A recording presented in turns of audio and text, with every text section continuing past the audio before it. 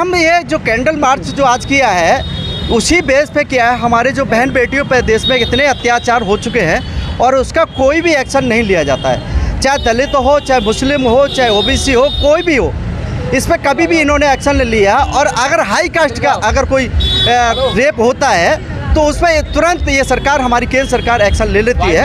और हम मीडिया के माध्यम से ये आवाज़ अपनी बुलंद करना चाहते हैं और पहुंचाना चाहते हैं कि हमारी बहन बेटियों की सुरक्षा दी जाए हमेशा हमेशा के लिए, और इसके लिए कोई बिल लाया जाए जिससे हमारे बलात्कार रुकें। नहीं किसी से भीख मांगते, हम अपना अधिकार मांगते। बेनम शर्मिंदा है, तेरे कातिल जिंदा है, बेनम शर्मिंदा है, तेरे कातिल जिंदा है। बलात्कारियों को फांसी दो, फांसी दो, फांसी दो, बलात्कारियों को फांसी दो, फांसी दो, फांसी दो।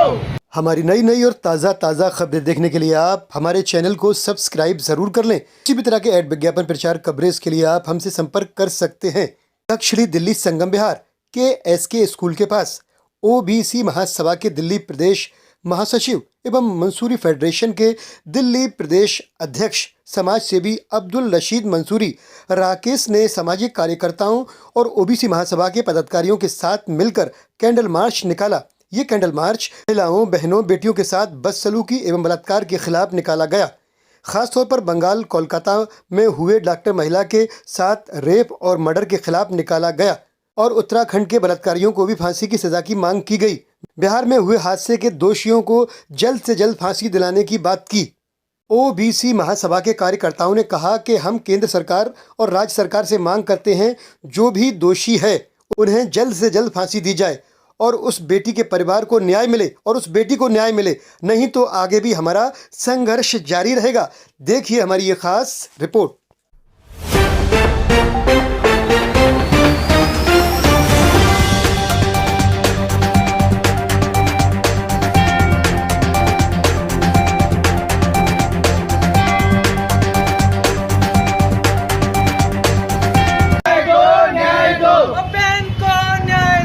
न्याय दो, न्याय दो।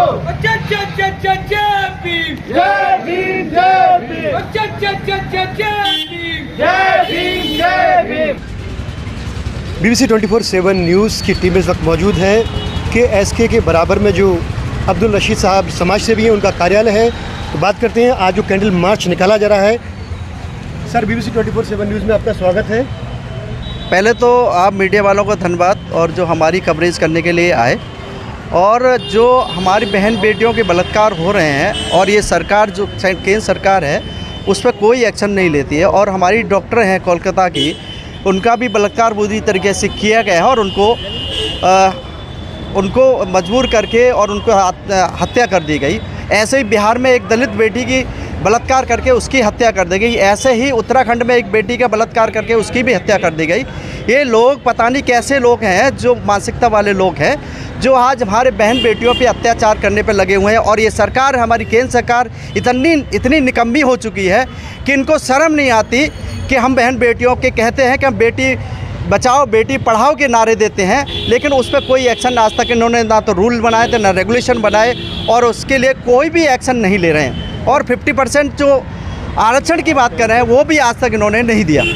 अब्दुल रशीद मंसूरी साहब, आपका यह कार्यालय, आज आपने जिस तरह से कैंडल मार्च निकाला है, तो अपनी आवाज़ जो मीडिया के माध्यम से क्या कहना चाहते हैं, देश की सरकार को क्या मतलब मैसेज देना चाहते हैं? देखिए, हम ये जो कैंडल मार्च जो आज किया है उसी बेस पे किया है। हमारे जो बहन बेटियों पे देश में इतने अत्याचार हो चुके हैं और उसका कोई भी एक्शन नहीं लिया जाता है, चाहे दलित हो, चाहे मुस्लिम हो, चाहे OBC हो, कोई भी हो, इस पर कभी भी इन्होंने एक्शन नहीं लिया। और अगर हाई कास्ट का अगर कोई रेप होता है तो उस पर तुरंत ये सरकार, हमारी केंद्र सरकार एक्शन ले लेती है।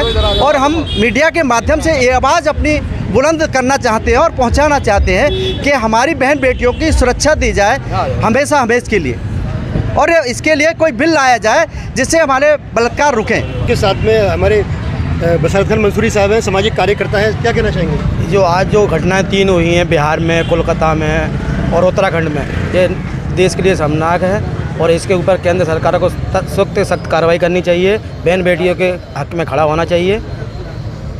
आगे मतलब ये आपने कैंडल मार्च निकाला है, तो क्या कहना चाहते हैं सरकार के लिए, खासतौर पे क्या कहना चाहते हैं? एक सरकार के लिए कैंडल मार्च संदेश होता है। हाँ। ये विरोध प्रदर्शन जनता का हक है, इसमें विरोध प्रदर्शन करना चाहिए और ये सरकार को जागना चाहिए, जो सोई हुई सरकार है उनको जागना चाहिए। आज जो ये आपने किया है किस संस्था के माध्यम से किया, किस तरह से किया है? देखिए, हमारा ओबीसी महासभा, हम दिल्ली प्रदेश के मैं महासचिव हूँ, अब्दुल रशीद हूँ।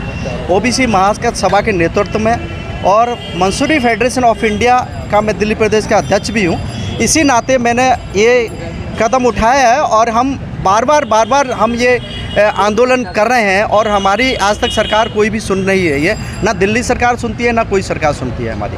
क्या चाहते हैं हम सरकार को आगाह करना चाहते हैं, अगर इन्होंने एक्शन नहीं लिया हमारी स्कैंडल मार्च पे, हमारी आवाज़ पर, तो हम मुख्यमंत्री आवास भी घेरेंगे और संसद भी घेरेंगे हम। आज का जो हम लोगों ने एक सिंबॉलिक एक कैंडल मार्च बुलाया था, मैं मोहम्मद रफ़ीक संगम बिहार से।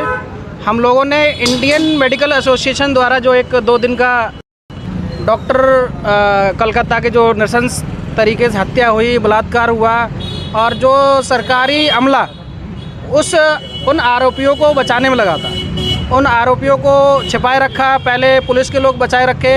वैसे ही एक घटना अभी उत्तराखंड में हुई, बिहार में भी हुई।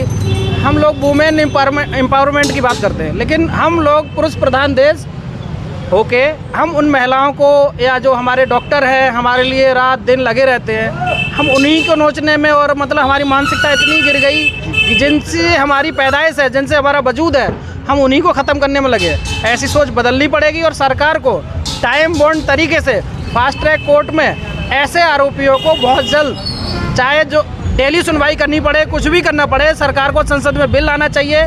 ऐसे लोगों को समाज में रहने की कतई ज़रूरत नहीं है। ऐसे लोगों को फांसी के तख्ते पे झुला देना चाहिए। अच्छा, किसी भी तरीके से जल्दी अगर ये न्याय नहीं मिल सका तो आपका अगर न्याय नहीं मिलेगा, पहले तो सीबीआई की जांच की हो गई है, अगर ऐसी हम इसमें न्याय में देरी हुई तो हम लोग एक बड़े देश भर में कल 2 दिन का ये कॉल बुलाया गया था इंडियन मेडिकल एसोसिएशन द्वारा, तो हम लोग और इसके आगे करेंगे और आगे इस तरह की घटनाओं की पुनरावृत्ति ना हो उस पर ज़्यादा जोर देना चाहिए। हम लोगों को वुमेन एम्पावरमेंट पे बात करनी चाहिए, महिला सुरक्षा की बात करनी चाहिए और उनके अधिकारों पे भी हम लोगों को आगे आना चाहिए।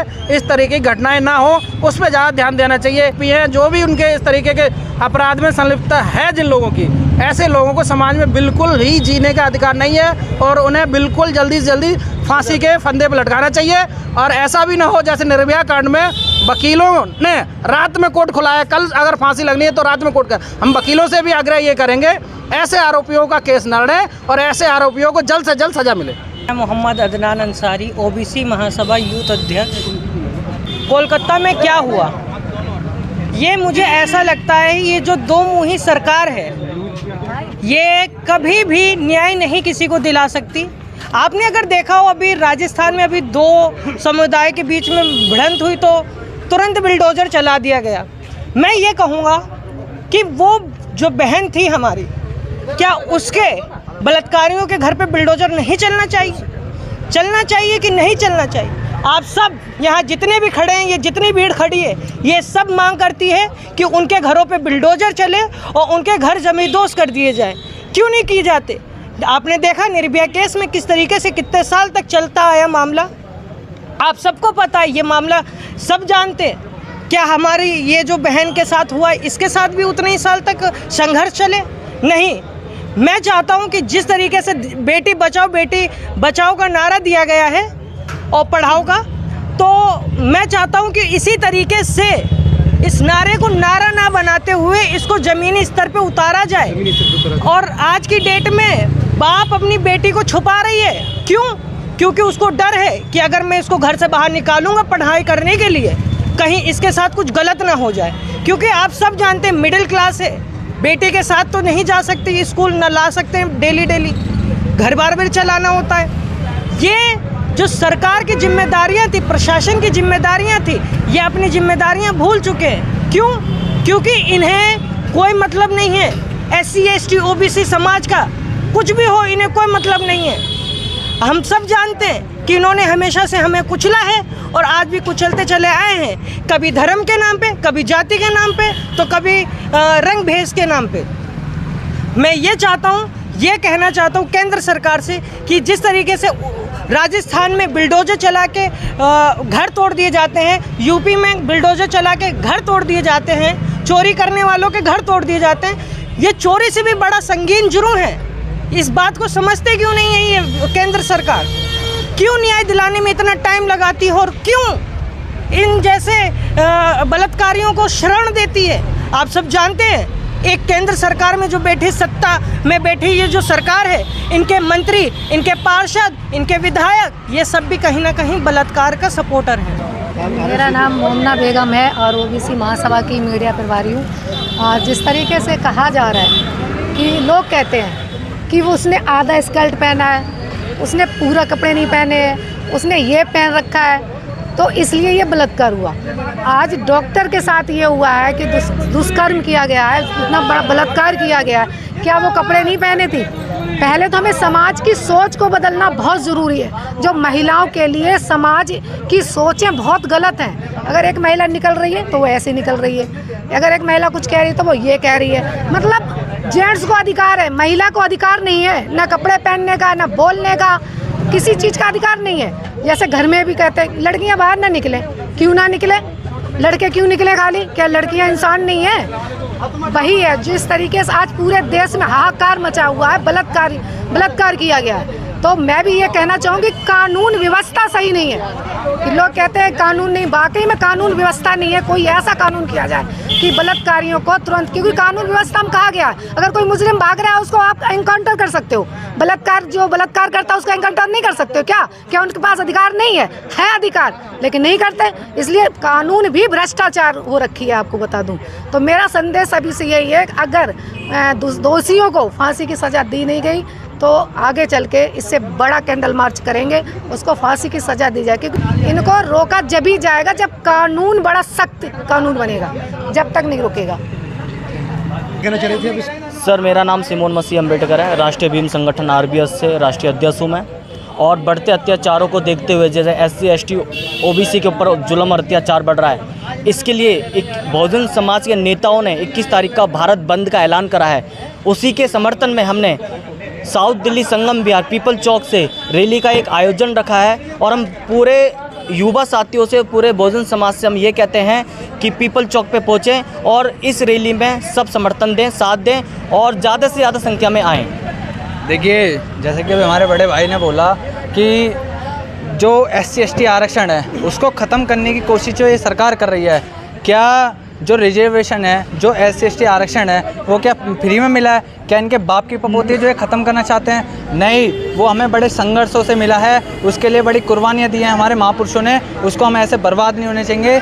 और देखिए, जो भारत बंद का जो 21 अगस्त का जो है भारत बंद का ऐलान है, उसे हम बड़े ही रोडों पर जो बहुजन समाज है, जितने भी हमारे देखो जो संगम विहार में पूरे साउथ दिल्ली में, उन सबसे कहूँगा साथियों से कि ज़्यादा से ज़्यादा संख्या में 21 अगस्त को संगम विहार के पीपल चौक पर पहुँचें। जो